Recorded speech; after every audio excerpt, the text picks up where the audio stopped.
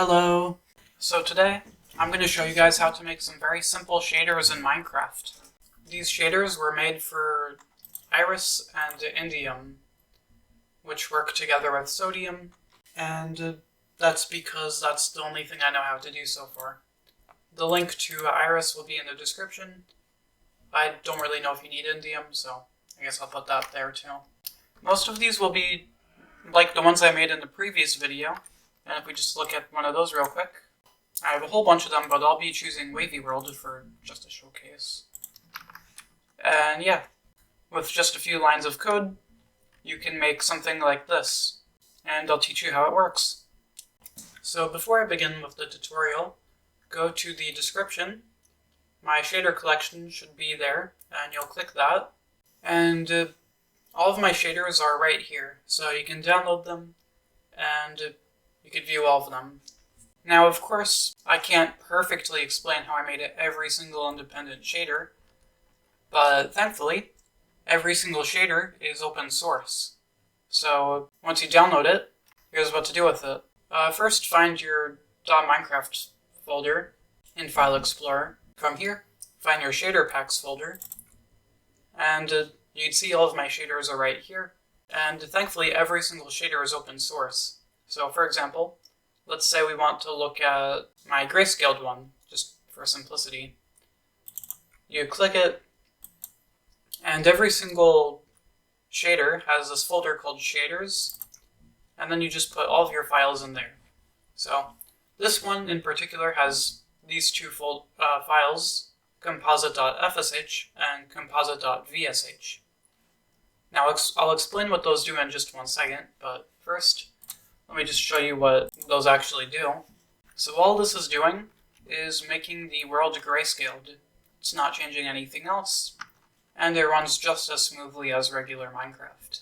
So now I am using VS Studio. You don't need this to edit shaders, but it makes it a lot easier. So just go here and just get Visual Studio Code. This will make your life a lot easier. So now we're actually in the project, and you can see there's the name of the project, there's a shader folder, and we have composite.fsh and vsh. We also have this file called shaders.properties, and this does absolutely nothing for now, so you really don't need to worry about it. This is more for if you want to add sliders and values, which you could change in game and stuff like that. I don't fully know how it works though, because I've only been making shaders for like 2 days. Anyway, here is our VSH file, but before I even explain what both of them are doing, why not we understand the FSH and VSH thing? What even is composite? So, composite, for Minecraft at least, is one of the final renderings of the screen. And this is just the easiest to modify. There's some other, if you look at different shaders, they have a whole bunch of different files, most of them starting with gbuffered, but for now, let's just start simple. So in the VSH file, this is called a vertex shader, and FSH is called fragment shader.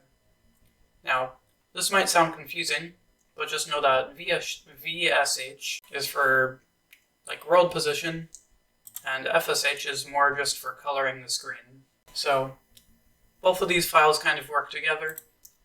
This is kind of a default VSH. Again, I'd recommend just taking my code, because making this from scratch is kind of annoying. But here's where we're actually making it grayscaled.